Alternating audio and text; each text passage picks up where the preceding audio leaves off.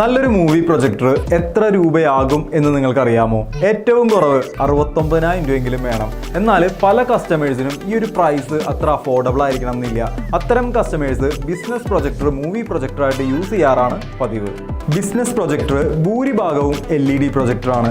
ഏറ്റവും മോശം colour accuracy നൽകുന്നത് LED ലൈറ്റ് സോഴ്സ് ആണ്. ബിസിനസ് പ്രൊജക്ടറുകൾ പ്രൈസ് ലെവൽ നോക്കുകയാണെന്നുണ്ടെങ്കിൽ വളരെ കുറവായിരിക്കും. നിങ്ങൾ ഓൺലൈനിൽ വാങ്ങുന്ന പ്രൊജക്ടറുകൾ അല്ലെങ്കിൽ കുറഞ്ഞ പ്രൈസിൽ വാങ്ങുന്ന ഒട്ടുമിക്ക പ്രൊജക്ടറുകളും ഇത്തരത്തിലുള്ള LED പ്രൊജക്ടറുകളാണ്. ലൈറ്റ് സോഴ്സ് LED ആണ്.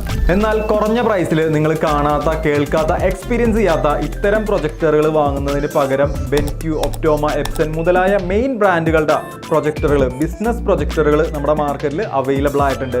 ഒരു മിനിമം ക്വാളിറ്റി ഉറപ്പ് പറയാനായിട്ട് ഈ ഒരു പ്രൊജക്ടറുകളിൽ സാധിക്കും. അത്തരത്തിൽ വളരെ കുറഞ്ഞ പ്രൈസിൽ നമുക്ക് വാങ്ങാവുന്ന ഒപ്റ്റോമയുടെ ഒരു ബിസിനസ് പ്രൊജക്ടറാണ് X400 LVE എന്ന് പറയുന്ന ഈ ഒരു മോഡൽ. ഇതൊരു 3D പ്രൊജക്ടറാണ്. DLP ടെക്നോളജിയാണ് കമ്പനി ഈ ഒരു മോഡലിൽ യൂസ് ചെയ്തേക്കുന്നത്. ഇതൊരു ബിസിനസ് പ്രൊജക്ടർ ആയിട്ട് പോലും ഇതിന്റെ ലൈറ്റ് സോഴ്സ് വരുന്നത് ലാമ്പാണ്. ലാമ്പ് ആയതുകൊണ്ട് തന്നെ ഒരു ബെറ്റർ പിക്ചർ ക്വാളിറ്റി നമുക്കിതിൽ ഉറപ്പ് പറയാനായിട്ട് സാധിക്കും. 4000 ആൻസി ലൂമിൻസ് ആണ് കമ്പനി ഈ ഒരു മോഡലിൽ പറയണത്. 10 വാട്ട്സിന്റെ ബിൽറ്റ് ഇൻ സ്പീക്കറും കമ്പനി ഈ ഒരു മോഡലിൽ ഉൾപ്പെടുത്തിയിട്ടുണ്ട്.